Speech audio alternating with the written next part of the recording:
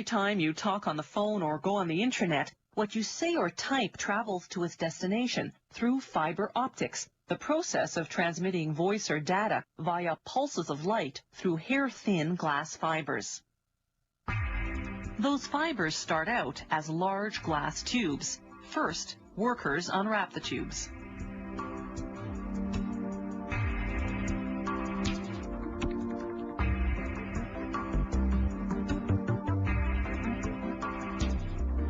Then they submerge them in a corrosive bath of hydrofluoric acid.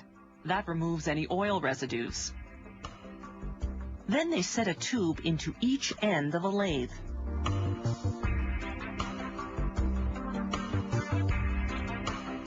As the tubes spin, they're heated with a hydrogen-oxygen flame. When the glass turns white, it's getting close to hitting peak temperature. At 2,000 degrees Celsius, the two tubes fuse together. They put this new longer tube onto another lathe.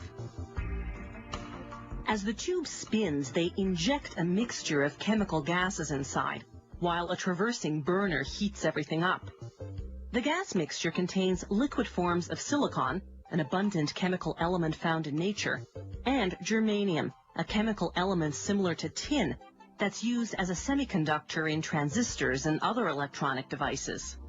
As the gases heat, they undergo a chemical reaction that leaves a white soot on the inside of the glass tube. The heat fuses the soot, forming what will eventually become the core of the optical fiber. The glass tube itself will form the fiber's covering. When there's enough fused soot, they turn up the heat until the soot itself turns into glass. Then they heat the glass tube enough to soften it, as well as the new glass inside. The intense heat eventually makes the tube collapse on itself to form a solid rod.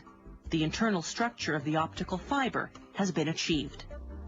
But it's in the form of a big bulky rod called a preform, so the next step is to thin it out. First, they excise the preform from the uncollapsed section of the glass tube.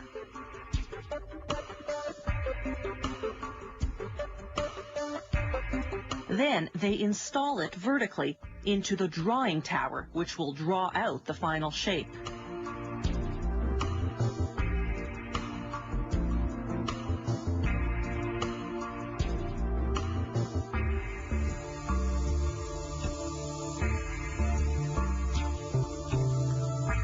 The drawing tower's oven heats one end of the preform to 2,000 degrees Celsius.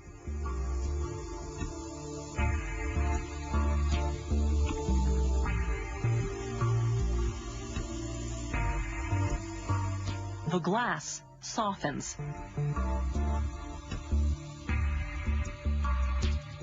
Gravity helps pull it down, like honey dripping from a spoon.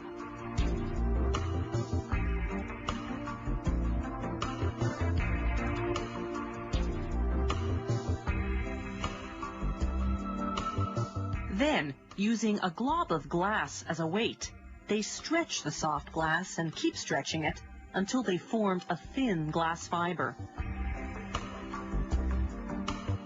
A series of pulleys measures the tension on the fiber as it's being drawn. A special monitor makes sure the fiber's precisely the right diameter, 125 micrometers. That's about 1/8 of a millimeter thick. Then the fiber passes through UV lamps that bake on an acrylic coating to protect against dust and other contaminants. Finally, the fiber is rolled onto a drum. From here, it's either shipped out as is or put into a cable.